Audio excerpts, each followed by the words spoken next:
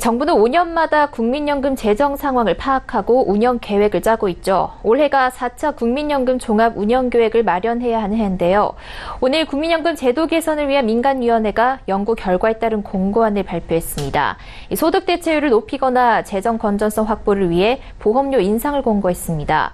문재인 대통령이 앞서 국민의 합의 없는 보험료 인상은 없다고 못 박았기에 앞으로 정부가 어떤 입장을 취할지 주목됩니다. 고현정 기자입니다. 국민연금 제도 개선 민간위원회가 일환으로 소득 대체율을 45%로 유지하기 위해 보험료율을 11%로 지금보다 당장 2% 인상해야 한다는 권고안을 냈습니다.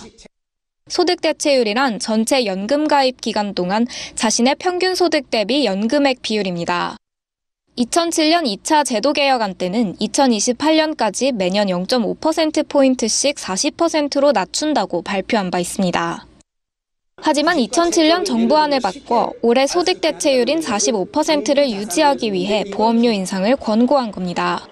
제도개선위원회는 이 안으로 소득 대체율을 원래대로 40%로 낮추는 대신 재정 건전성 제고를 위해 내년부터 10년에 걸쳐 13.5%까지 보험료율을 올리자는 권고안도 제시했습니다. 지난번 추계 때보다 크게 심각해진 저출생과 경제 여건 악화로 2088년이면 보험료율이 약 30%까지 치솟게 되는데 이때 미래 세대의 부담을 최대한 줄이겠다는 겁니다. 10년에 걸쳐서 4.5%를 이제 보험료율을 인상을 하게 됩니다. 수급 개시 연령을 지금 현재 65세를 67세까지 높이는 방법, 이런 방법을 통해서 보험료율을 반드시 인상하지 않고도 실제로 급여와 재정의 균형을. 오늘 공청회에서는 둘째 자녀 이상을 얻거나 병역 의무를 이행했을 때 국민연금 가입 기간을 추가로 인정해주는 제도인 출산 군복무 크레딧 제도를 확대하자는 제안도 나왔습니다. 첫째 아이까지도 포함을 하고 군복무 기간도 전체를 다 포함할 수 있도록 개선을 하는 것이 필요하다.